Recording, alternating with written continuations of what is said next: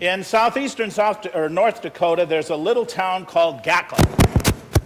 And Gackle is only about... Oh, shut up. And Gackle is only about, has only about 300 people on a good day. And the only stop sign they have in the whole town is right on the main street where the state highway comes through. And the town marshal has just a conniption fit because it seems like every time somebody comes barreling down the road, they go right through that stop sign. And he'll chase them down and they'll say, "What stop sign? I didn't see a stop sign." So finally he went to the town council and he asked for a bigger stop sign. And they let him get one and he put it closer to the road, great big stop sign there. And again, folks showed up and right through it they went. And he chased them down. And again, what stop sign? What are you talking? Now, keep in mind, these people all got tickets. Okay. Well, he decided he had to do something else, so he went and got the very largest stop sign that the state of North Dakota allows. Put that up next to the road. Next day, right through it went a car, chased it down, same thing. What stop sign? I didn't see a stop sign. So finally, he put up this big billboard. You know, in kind of like real shocking neon orange, "Stop!" Had lights flashing and everything else. He figured that will surely do it. Very next day, right through it went a car. He chased him down and he said, "Didn't you see that stop sign back there?" The guy looked at him and said, "What stop sign? It must be hidden behind that gaudy billboard." That is the trouble that Jesus is having today. He has given these people a sign and they don't see it. You know, we've been listening for these last few weeks. They've been chasing him all around the lake, around and around, you know, wanting him to do miracles and wanting him to do other things. And last week, he was afraid they were going to starve, and so he fed them.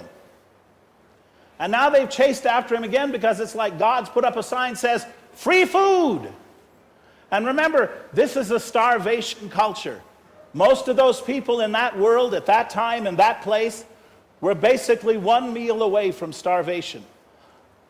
For them, food was something very, very important. But Jesus is telling them, you're missing the sign. Just like those folks missing the stop sign. They were missing the sign because what Jesus is telling them, you're only interested in this world, in this life. If you ask me, I will give you bread, and that bread will lead you to everlasting life. I'll give you the true bread from heaven. And they say, well, give us this bread. Boy, that sounds neat. Boy, not to be hungry again, not to be thirsty again. And Jesus tells them, I myself am the bread that has come down from heaven. And anyone who eats this bread will never be hungry again. And anyone who believes will never thirst again. Well, this is what we're here to talk about tonight. As Vinny says, this is gut check time. Okay? This is a time to say, why are we here? Are we here because your parents, you know, will make you stand in the corner if you don't come? Are some of you older folks here tonight because, well, if I don't go, who knows what will happen to me? And besides, my wife won't speak to me anymore. Right? Or are we here because we know something? We know that the bread is going to be here, and more than that, we know the Lord is going to be here. In a way, he is not present to us anywhere else. In the deepest and most profound way. That bread that Jesus is talking about will be here in a few moments. And remember, that bread is Jesus himself. We don't live in a world that's starving, you know, for physical food. All you got to do is look at me to know that's true. Right? But we are a starvation culture also. Our starvation is starvation for meaning, starvation for purpose, starvation for people who are afraid or hurt and can't find the way. Starvation for those folks, and I see them all the time, Younger people who say, is this all there is? Is there nothing more to life? And older folks who say, was that all there was to life? When we seek only for what's in this world, we're bound for disappointment. Because no matter how hard we try, if this is your focus, it's just not going to satisfy. We all learned that as little kids, didn't we? I mean, you're all excited waiting for Christmas. You see those packages, and by golly, you know that in that package is the answer for for life, the meaning of life, the true key to happiness. You tear it open, and there's this toy you've been waiting for, and you're so excited to have it, and by golly, you found it. Then the batteries run down. Or you get bored, or it breaks. And that thing that was so special, so it lets you down.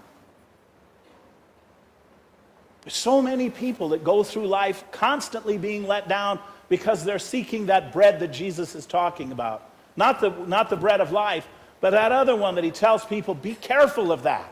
They've missed the sign. They're like a student that I knew at Texas State University, Cal. One day Calvin came into the student center. His arm was all bandaged up. He's kind of limping along like this. Head all bandaged up. Looked like somebody just whipped the tar out of him. So I said, well, Cal, what in the world happened to you? Well, he'd been running down the hall. He was late for a class in the science building. And there was a sign that says, caution. Just wax the floor. Well, he didn't pay any attention. He was in a hurry, and he went along, and all of a sudden he was sliding along on the floor, and he probably would have been all right except for the stairs. And he boom, boom, bang, bang, bang, bang down the bottom of the stairs.